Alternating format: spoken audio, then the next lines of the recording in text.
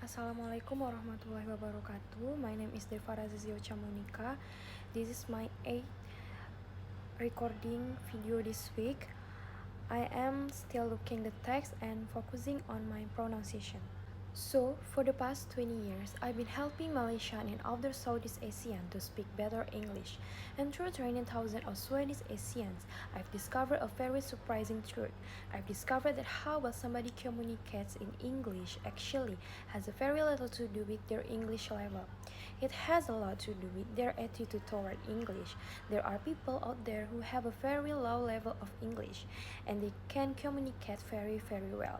One of them that I remember was a student, a participant of my name Faisal.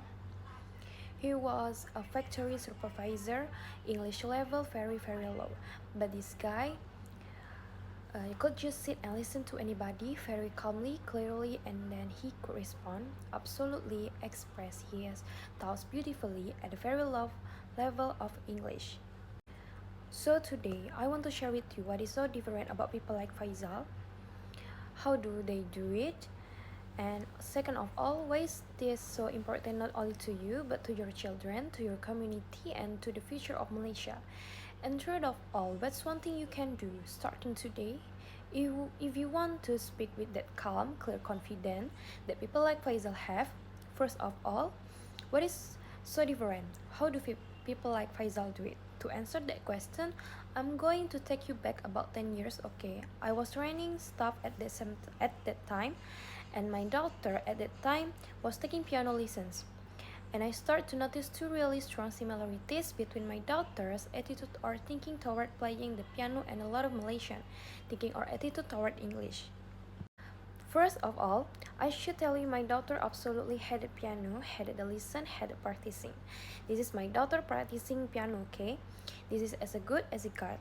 This is the real thing. And she dreaded going to piano lessons because to my daughter, going to piano lesson, she was filled with this sort of dread because it was all about not screwing up, right? Because like a lot of piano students, to both my daughter and her teacher, her success in piano was measured by how few mistakes she made. At the same time, I noticed that a lot of Malaysian went into English conversation with the same sort of feeling of dread. This sort of feeling that I were going to be judged by how many mistakes we're going to make and whether or not they were going to screw up. Now, the second similarity that I noticed was to do with self-image. My daughter, she knew what her level was, and she knew how long she'd have to play like that. And a lot of Malaysian, I noticed, had this idea of what good proper English is supposed to sound like, and what there I see a lot of you not, and what their English sound like, and how far they would have to go to get there. And they also felt like they were like my daughter, just bad piano player, bad English speaker, right? My English not so good lah, cannot, sorry, I cannot. So I could see the similarities, but I still couldn't figure out, okay? Okay, what is it about these people like Faisal that are so different that can just do it smoothly, calmly, with confidence? One day, I discovered the answer, and I discovered it quite by change.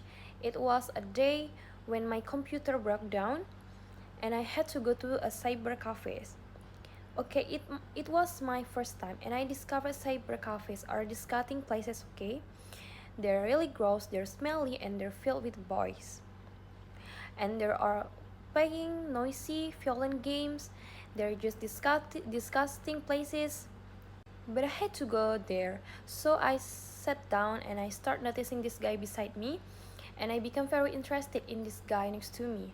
Now this guy is playing this game that is basically it's like shooting people until they die, and that's it. That's the game, right? And I'm noticing that this guy is not very good. In fact, he's terrible, right? Because I'm looking and I'm saying like a lot of shooting and not much dying. What really interested me was behind this lousy player were three of his friends sort of standing there watching him play. What I really noticed was even though this guy was terrible, even though his friends were watching him, there was no embarrassment. There was no feeling of being judged. There was no shyness. In fact, quite the opposite.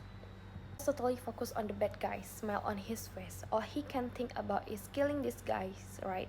And I'm watching him, And I suddenly realized this is it. This is the same attitude that people like Faisal have when they speak English, just like these guys.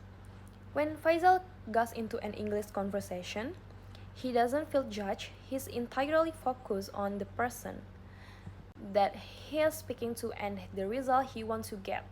He's got no self awareness, no thoughts about his own mistakes.